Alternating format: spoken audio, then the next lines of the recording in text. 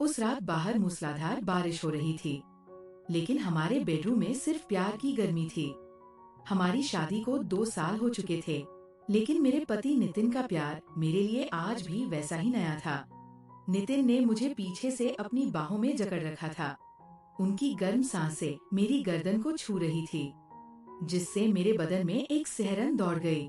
उन्होंने मेरे कान के पास आकर धीरे से फुसफुसाया, रतिका तुम मेरी हो, सिर्फ मेरी। मैं तुम्हें दुनिया की हर बुरी नजर से बचा कर रखूंगा।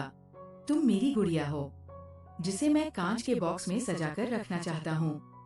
उनका वह स्पर्श, वो अधिकार जताना मुझे मदहोश कर देता था। उस पल जब हम दोनों एक दूसरे में खोए हुए थे, मुझे लगा कि मैं दुनिया की सबसे खुशकिस्मत औरत हूँ। नितिन का प्यार सिर्फ प्यार नहीं था, एक जुनून था। वो मेरे बालों को सहलाते, मेरी आंखों को चूमते और कहते कि मेरे बिना उनका कोई वजूद नहीं।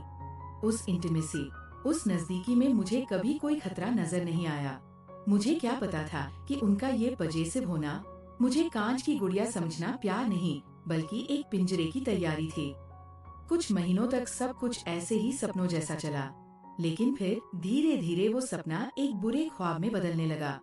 शुरुआत बहुत मामूली चीजों से हुई। हम रात को एक साथ होते, लेकिन सुबह उठते ही मुझे बहुत अजीब महसूस होता। वो मीठा दर्द और थकान जो प्यार भरी रात के बाद होती है, वो अब एक जानलेवा कमजोरी में बदल रही थी। मेरे हाथ पैर कांपने लगे थे। आईने में जब मैं खुद को देखती तो मुझे अपना ही चेहरा अनजान लगता। आंखों के नीचे गहरे काले गड्ढे, पीली पड़ती त्वचा और रूखे बाल।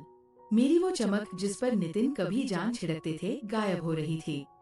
नितिन ने मेरा ख्याल रखना और बढ़ा दिया। वो मुझे बिस्तर से उठने भी नहीं देते थे। जान तुम बहुत कमजोर लग रही हो, वो मेरे माथे पर गीली पट्टी रखते हुए कहते, तुम्हें मेरी बहुत जरूरत है। देखो तुम अपना ख्याल बिल्कुल नहीं रख सकती।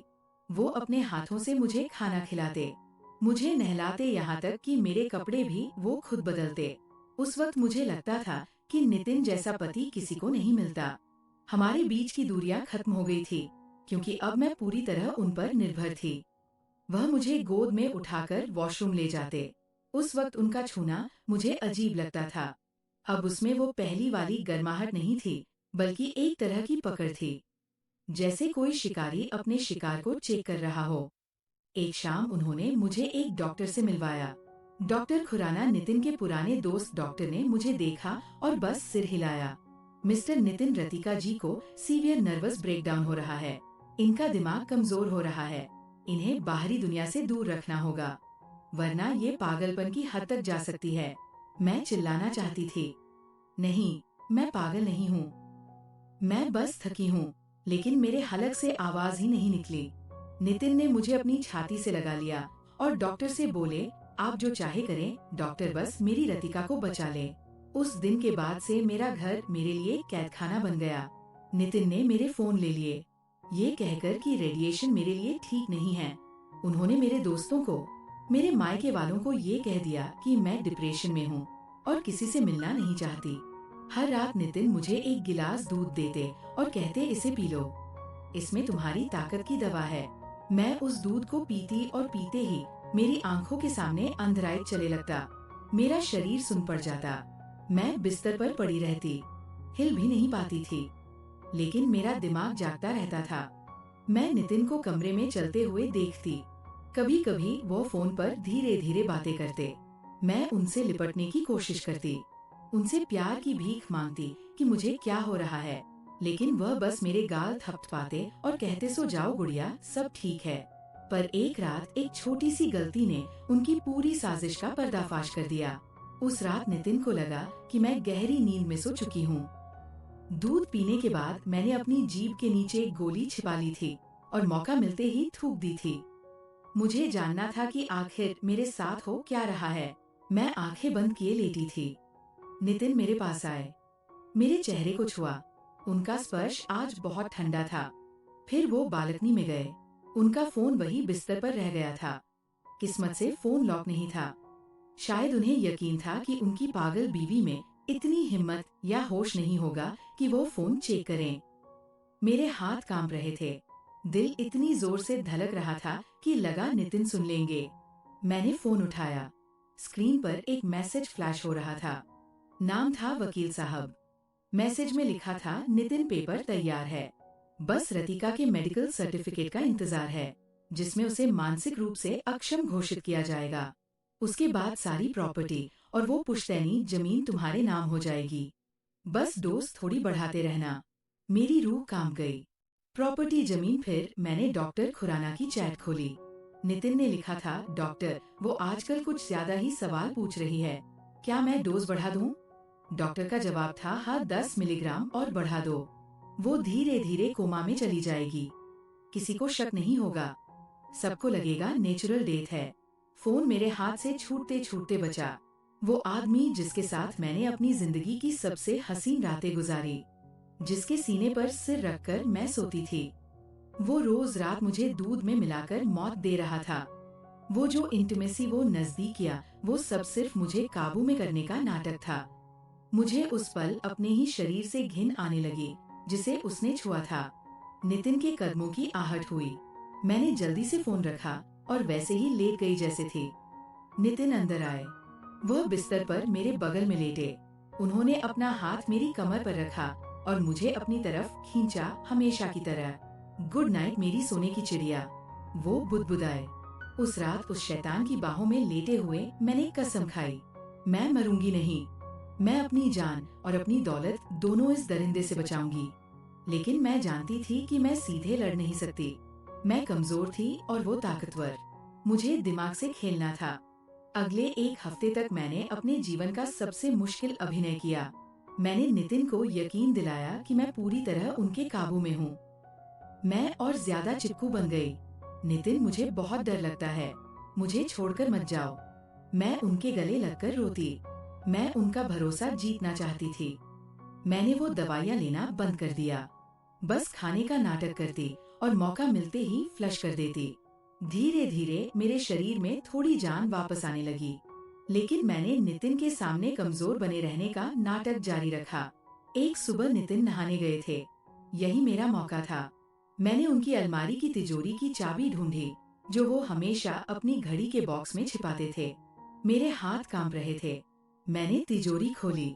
वहाँ मेरी दवाइयों की असली रिपोर्ट और प्रॉपर्टी के वह पेपर्स रखे थे, जिन पर मेरे जाली दस्तखत की प्रैक्टिस की गई थी। मैंने जल्दी से उन सब का फोटो अपने एक पुराने फोन से लिया, जिसे मैंने कपड़ों के ढेर में छिपा रखा था। उस दोपहर मैंने नितिन से कहा, नितिन, आज मेरा बहुत मन कर रहा है कि हम वैसे ही डिनर करें जैसे शादी के बाद करते थे। कैंडल लाइट डिनर घर पर ही प्लीज। नितिन मेरी इस मांग पर थोड़ा हैरान हुए, लेकिन खुश भी। उन्हें लगा उनका जादू चल रहा है। क्यों नहीं रतिका, उन्होंने मुस्कुराते हुए कहा। शाम को मैंने अपने हाथों से खाना बनाया। नितिन को लगा कि मैं कमजोर हूँ, लेकिन मैंने उसमें अपनी पूरी हिम्मत डाल दी। खाने में मैंने वही नींद की गोलियां मिला दी जो वह मुझे महीनों से दे रहे थे। नितिन आए। माहौल बहुत रुमानी था। मैंने उन्हें अपने हाथों से खाना खिलाया, बिल्कुल वैसे ही जैसे वह मुझे खिलाते थे। तुम बहुत बदल गई हो रतिका, नितिन ने मेरी आंखों में देखते हुए कहा। अब तुम सच में मेरी हो। मैंने मुस्कुराकर कहा, हाँ नितिन, अब मैं सच जान गई हूँ। उन्हें मेरे शब्दों का मतलब समझ नहीं आया। थोड़ी ही देर में उनकी आंखें भारी होने लगी, उनकी जुबान लड़खड़ाने लगी। रतिका, ये मुझे क्या, वो कुर्सी पर ही लुढ़क गए। मैं उठी। मैंने पुलिस को फोन किया। पुलिस के आने तक मैं नितिन के सामने बैठी रही। वो अर्ध बेहोशी की हालत में मुझे देख रहे थे। क्यों? उन्होंने टूटी हुई आवाज में पूछा। मैं उनके पास झुकी, उनके कान के पास गई, ठीक वैसे ही जैसे वह पहली रात आए थे, और कहा, क्योंकि नितिन, मैं तुम्हारी गुड़िया हो सकती हूँ, लेकिन कांच की नहीं, मैं इंसान हूँ।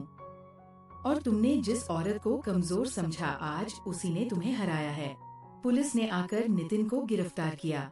मेरे द्वारा इकट्ठे किए गए सबूत और उनके खून में मिली वही ड्रग्स जो वह मुझे देते थे, उन्हें सलाखों के पीछे पहुंचाने के लिए काफी थे। डॉक्टर खुराना का लाइसेंस रद्द हुआ और वह भी जेल गए। आज इस घटना को 1 साल हो गया है। मैं झूठ नहीं बोलूंगी दोस्तों, ठीक होना आसान नहीं था। कई रातों तक मुझे अंधेरे में डर लगता था। किसी का भी छूना मुझे नितिन की याद दिलाता था।